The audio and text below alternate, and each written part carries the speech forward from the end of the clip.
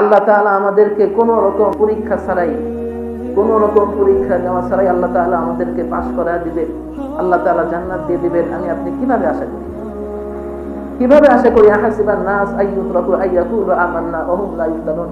যে মুমিন কিভাবে এটা ধারণা করতে পারে যে আমি আমার নিজেকে আমি ঈমানদার দাবি করব, কিন্তু আমার কোনো পরীক্ষা ছাড়া আল্লাহ তাআলা আমাকে পাশ করা দিবেন?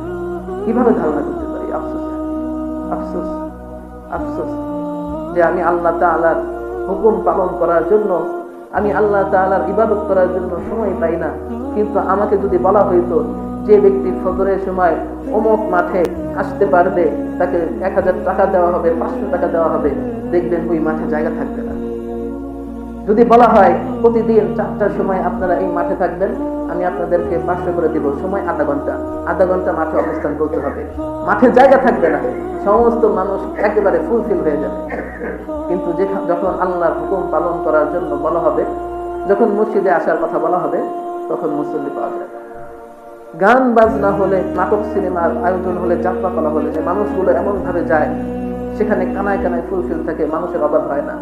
কিন্তু যখন মুয়াজ্জিন বলে হাইয়া আলাস সালাহ, নামাজের দিকে আসো, কল্যাণের দিকে আসো, তখন মসজিদে মুসল্লি পাওয়া যায় না।